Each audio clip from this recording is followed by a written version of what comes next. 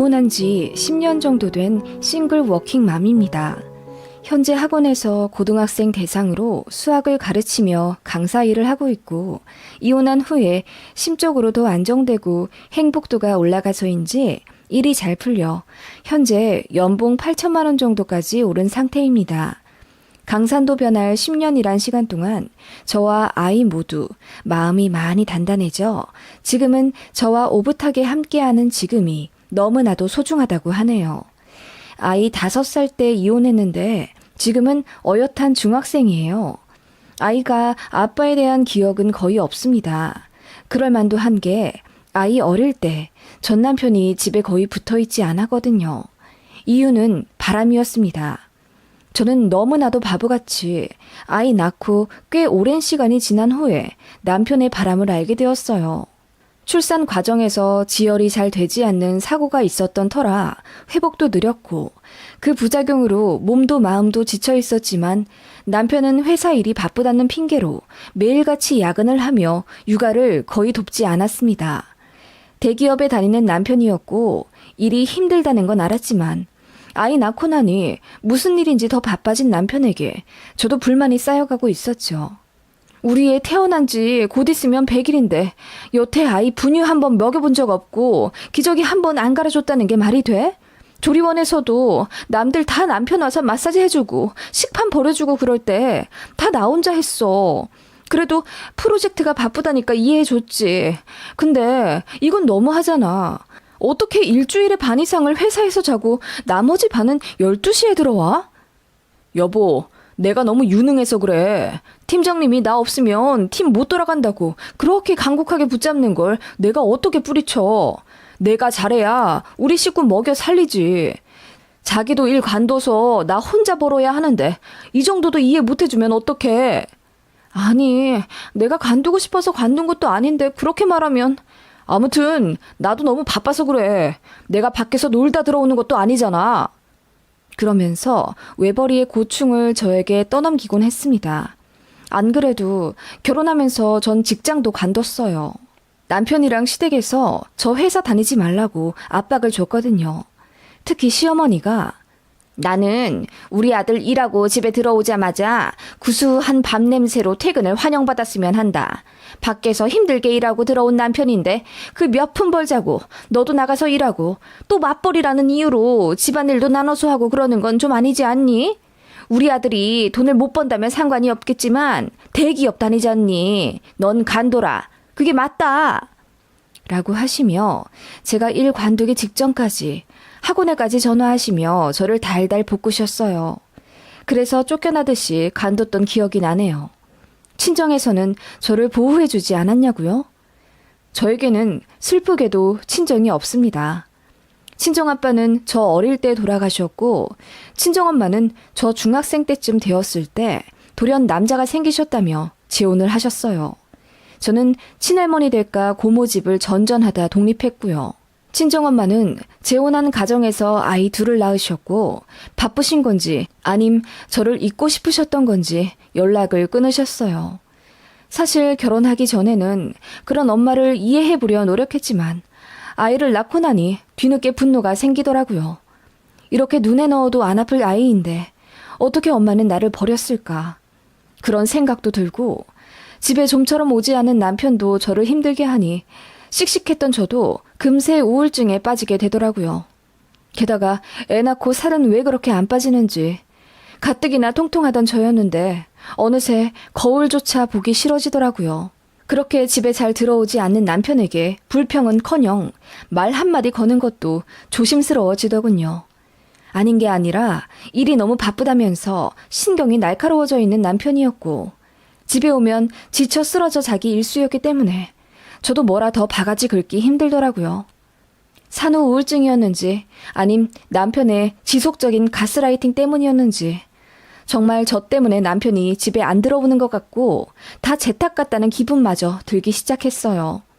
처음엔 정말 일이 바빠서 못 들어오는 건 줄 알았는데 나중에는 주말에도 집에 거의 붙어있지 않은 남편을 보며 뭔가 부부 사이가 소원해져 저에게 정이 떨어진 건가 싶기도 하더라고요. 그래서 돌쟁이 아이를 키우며 너무너무 힘들었지만 이 악물고 다이어트를 했어요. 저라도 잘해야 남편이 집에 더 붙어 있을 것 같고, 그래야 아이도 아빠와 더 행복한 시간을 보낼 수 있잖아요. 지금 생각해보면 등신 같았지만 당시에는 그랬습니다. 저도 결혼 전 꽤나 똑부러지고 잘 나가는 학원 강사였고 외모도 나쁘지 않아 인기도 많았었는데 그냥 그렇게 되더라고요. 남편과 시댁은 날이 갈수록 저를 더 무시했는데 저는 그게 든든한 친정이 없어서인 건 아닌지 하는 자격지심도 갖게 됐고요.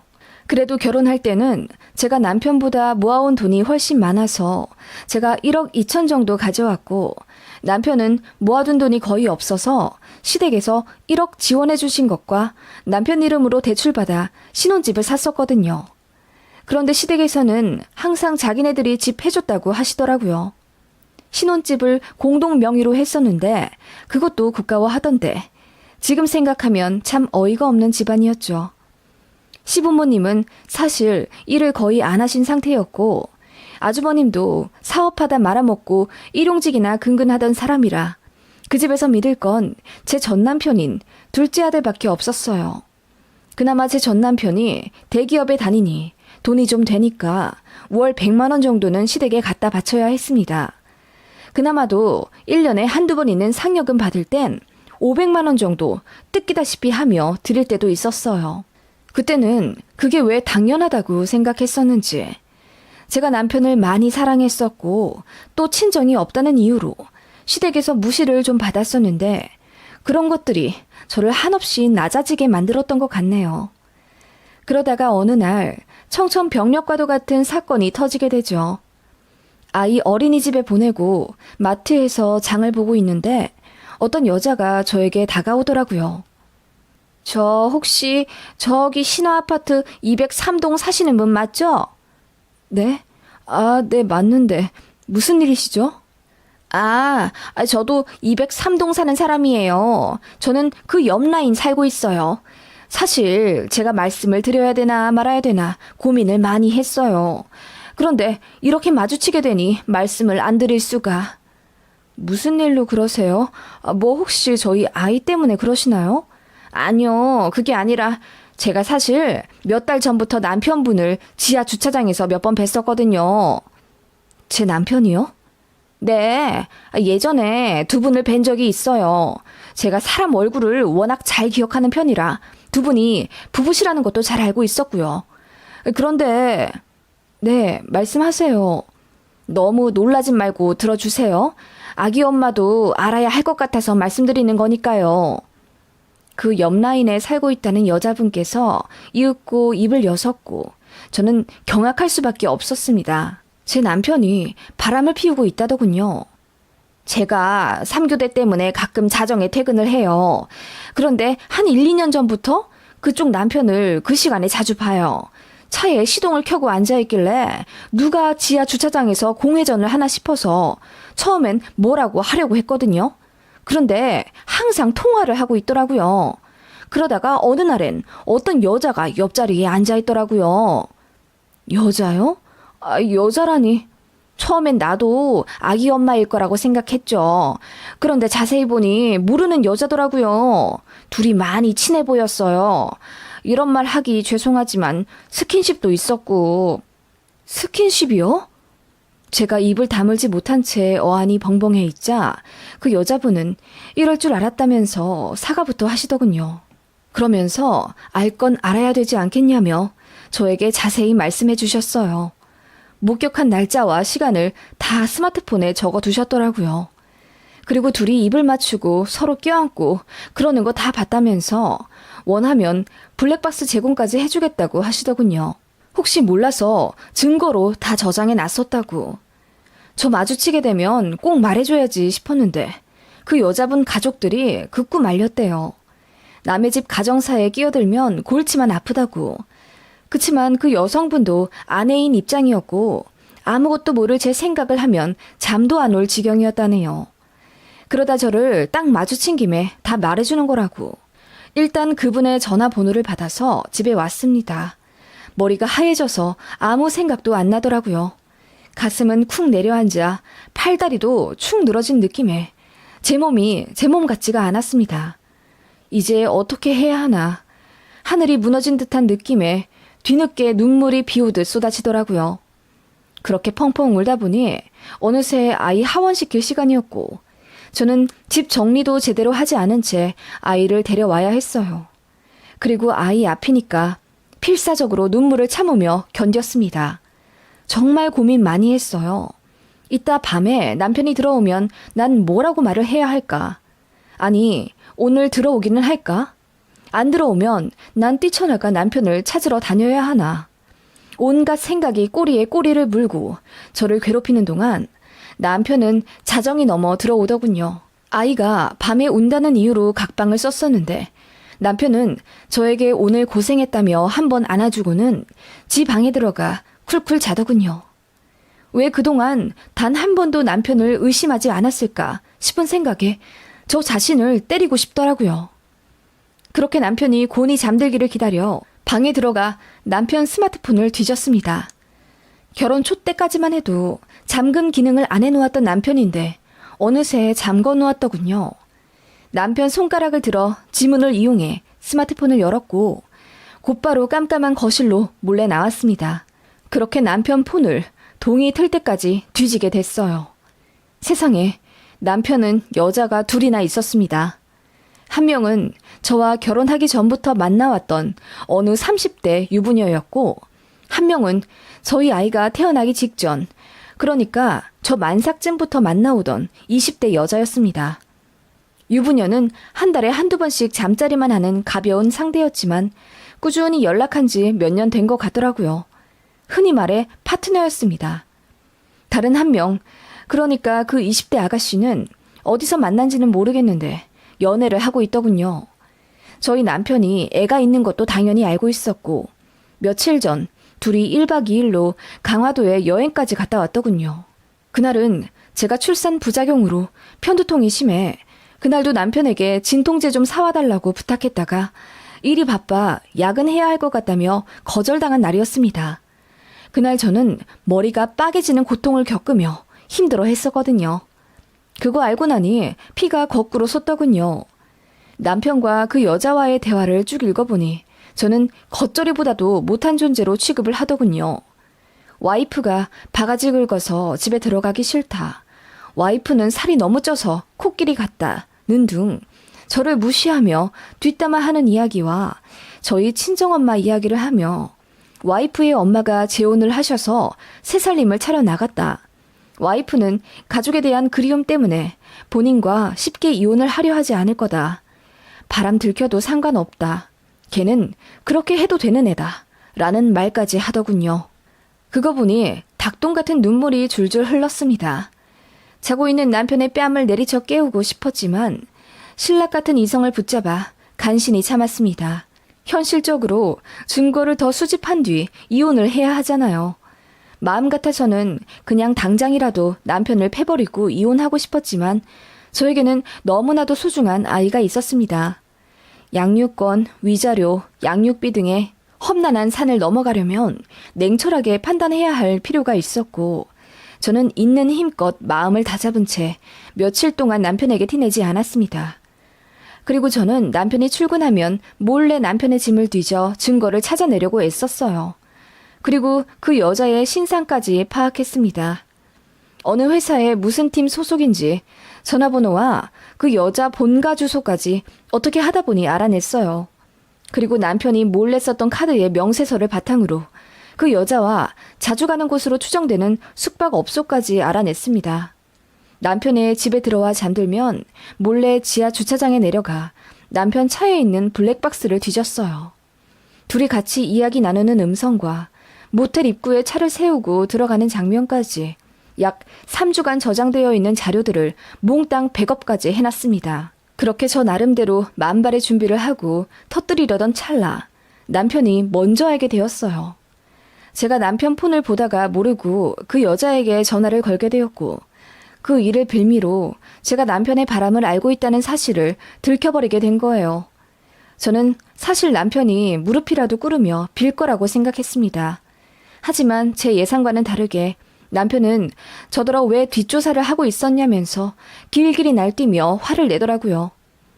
그리고 저 같은 의부증 정신병자랑은 살기 싫다며 짐을 싸서 나가더군요. 그렇게 나간 곳이 시댁이었던 건지 시어머니한테까지 전화가 왔습니다. 고래고래 소리를 지르며 저를 혼내시더군요. 너 미쳤니? 일하느라 바쁜 우리 아들 뒷조사를 해? 너 집에 들어앉아 있으니 이제 할 일이 없니? 어디 하늘 같은 남편을 의심하고 뒤를 캐? 친정에서 그러라고 가르쳤니? 아참, 너 친정 없지? 그래서 그 모양이니? 배운 곳이 없어서 어디 네 남편 의심이나 하고 앉아 있어? 어안이 벙벙하더군요. 대체 누가 잘못을 한 건지. 시어머니 소리 지르는 것만 들으면 누가 보면 바람은 제가 핀 줄 알겠어요.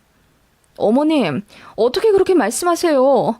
제 남편이 바람이 났는데 그럼 가만히 있어요? 어머님 아들 혼내도 모자랄 판에 왜 저를 혼내고 그러세요? 내가 우리 아들을 왜 혼내? 남자 바람난 건 전부 여자 탓이다. 네가 잘못했으니 우리 아들이 바람이 나서 밖에서 도는 거지. 그러게 네가 좀 잘하지 그랬니? 허구한 날 바쁜 남편 바가지나 긁어대고 앉아있으니 우리 아들이 지 품어줄 딴 여자 생각이 나는 거 아니야? 정말 어이가 없더라고요. 바람난 아들을 감싸는 것도 모자라 제 친정까지 욕하는 시어머니에게 너무나도 화가 나서 미칠 지경이었습니다. 우리 아이 생각해서 어떻게든 참아보려 했는데 이 미친 집안과 하루라도 빨리 헤어져야겠다는 생각이 들더군요. 그래서 이혼 서류를 만들어 시댁으로 보냈더니 시어머니가 얘기 좀 하자더군요. 전화통화 때처럼 길길이 날뛰며 저더러 뭐라고 할 줄 알았더니 웬일로 너무나도 차분하고 온화한 목소리로 저에게 어머마, 그때는 나도 많이 미안했다. 너도 애 낳아 키워보니 알겠지만 나는 내 자식 편을 들 수밖에 없어. 그래서 나도 모르게 너에게 언성을 높였던 것 같다. 남자 바람 피우는 거 그거 다 한때다. 이번에 한번 용서해주면 내가 너에게 정말 잘하마. 우리 아들한테도 정신 차리라고 내가 눈물 쏙 빠지게 혼낼게. 그러니까 이번만 그냥 넘어가 다오. 너도 아이 있는 입장에서 이혼은 어렵지 않겠니? 그래도 대기업 다니는 아빠가 있어야 남들 앞에서 무시 안 당하고 사는 법이다. 혼자 사는 엄마 밑에서 애가 얼마나 주눅들어 살겠어. 너 어릴 때 생각을 해봐. 그렇게 친정 이야기까지 언급하며 저를 가스라이팅 하려고 하시더군요. 그리고 이혼하면 한 푼도 줄 수 없다는 말과 함께 무엇이 더 저와 아이를 위한 길인지 잘 생각해보라고 하시며 떠나셨습니다. 너무 어이가 없더군요. 그리고 그날 남편은 집으로 일찍 들어왔습니다. 웬일로 저녁 일찍 들어왔더군요. 잘못했다고 고개를 숙여도 모자랄 판에 더 고개를 빳빳이 들고 저더러 저녁 차리라고 큰 소리를 치길래 제가 뭘 잘했다고 밥 달라 타령이냐 하니 우리 엄마가 그러는데 이번 일 나한테 절대 불리할 거 없다더라. 어차피 결정적인 증거도 없잖아. 그리고 이혼하면 불쌍한 우리 애는 너만 참으면 될 일 가지고 우리 애까지 불행하게 만들지 마. 너도 평탄하지 않은 가정에서 자라면서 느낀 바가 많을 거 아니야. 라며 제 상처를 후벼 파더군요. 네, 남편은 그런 사람이었습니다. 제가 아이를 끔찍이도 생각하는 거 잘 알고 그걸 이용하는 사람이었죠. 그리고 본인 자존심을 지키기 위해 저를 짓밟는 그런 인간이었습니다. 사실 남편 말이 맞긴 맞았거든요. 한부모 가정에서 불행하게 자란 저였기에 아이에게 되물림 해주고 싶지 않았습니다. 그게 제 치명적인 약점이었어요. 남편과 시댁은 그렇게 아이를 앞세워 저에게 그냥 넘어가라 종용했고 일말의 죄책감도 없는지 바람 피우는 것도 그만두지 않더군요. 조금 더 만나다가 정리할 거라며 오히려 당당하게 그 여자를 만나고 오겠다고까지 했습니다. 당신 딸이 남의 가정 파탄내며 유부남을 만나고 있다고. 그러던 중 일이 터진 거죠. 남편이 상간녀를 만나러 급하게 새벽에 길을 나서다가 통화하느라 한눈을 팔았는지 가로수를 받고 전복되는 큰 사고를 냈습니다. 그런데 신고가 늦게 접수되는 바람에 남편은 의식이 없는 상태로 응급실에 가게 되었어요. 온몸이 골절되어 성한 곳이 없었고 제일 중요한 건 뇌출혈이 심했어요. 몇 번의 수술 끝에 결국 의식을 찾게 되었지만 남편은 골반과 다리에 철심을 받고도 걷지 못하는 산송장 상태가 되었습니다. 당시 블랙박스를 보니 남편은 굉장히 흥분 상태였어요. 그 20대 상간녀가 본인 부모님한테 모든 걸 다 들켜버렸다고 이별을 구했는지 남편이 울고불고 빌며 통화하는 음성이 녹음되었더라고요. 그러다가 혼자 사고 낸 거였어요. 와, 정말 심란하더군요. 그 와중에 시어머니는 또 제 탓을 하며 우리 아들이 정리한다고 했잖니. 그러면 좀 기다려줄 것이지. 그 여자의 집에까지 전화를 해서 이 사단을 만들어? 우리 아들이 천천히 정리할 때까지 좀 응원해주고 그랬으면 그 여자애랑도 적당히 즐기다 헤어졌겠지. 너 때문에 우리 아들만 눈이 돌아서 일이 이렇게 된 거잖냐. 다 너 때문이다. 어른이 됐으면 좀 기다릴 줄도 알아야지. 라고 말도 안 되는 궤변을 늘어놓더군요. 응원해주지 그랬냐는 그 말이 아직도 생생히 기억납니다.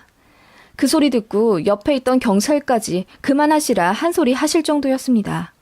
인간적으로 그렇게 하루아침에 산송장이 되어버린 남편을 생각하면 마음이 착잡하긴 했어요. 아무리 미워도 제 아이 아빠니까요. 그런데 시어머니까지 그따위로 나오니 정이 뚝 떨어지더군요. 사실 빌고 돌아오면 용서해줄까 생각도 들었는데 이건 뭐 사람을 개무시해도 유분수잖아요.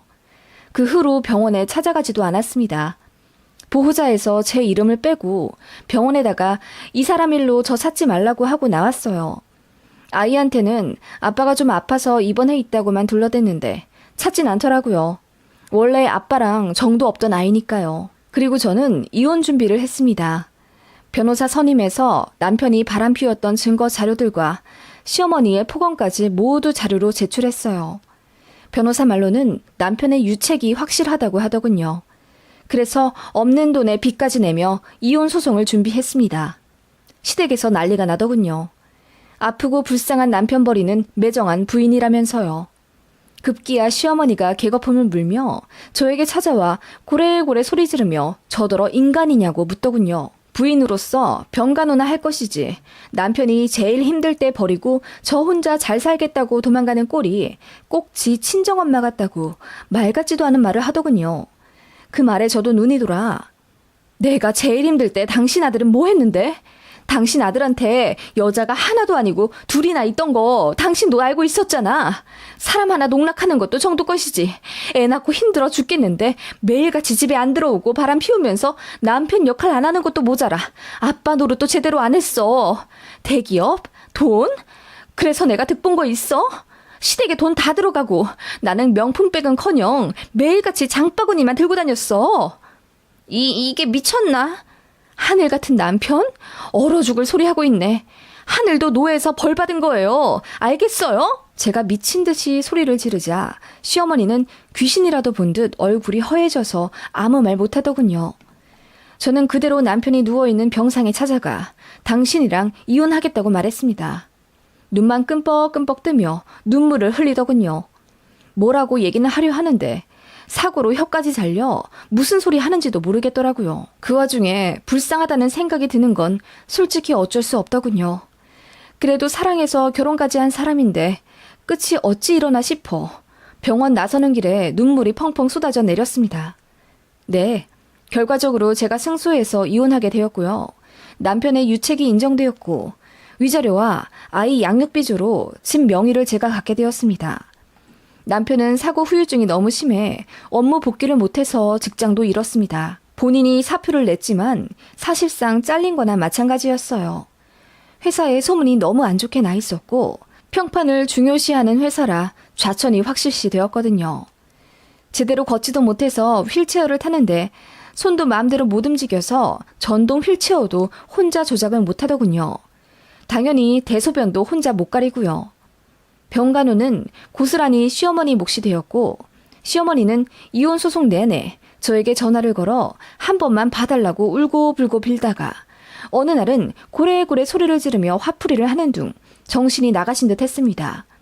나이 먹고 병간호하기 힘들다 하시며 저더러 돌아와달라 빌다가 또 화내다가 나중에는 사고 난 것도 다 저 때문이니 책임을 지라고 난리였습니다. 제가 그래서 그랬죠. 이 모든 건 아들을 잘못 키운 어머님 탓이라고. 그랬더니 울부짖으시더라고요. 모두 차단해버리고 저는 전화번호도 바꾼 채 아무도 모르는 지역으로 이사 갔습니다. 그곳에서 정착해 아이와 안정적으로 산 지 현재 10년이 되었고, 저는 결혼 전 했었던 일을 다시 시작했어요. 대기업 다녔던 전 남편이 벌어오던 돈보다 훨씬 많이 벌며 아이와 단둘이 여유롭게 살고 있습니다.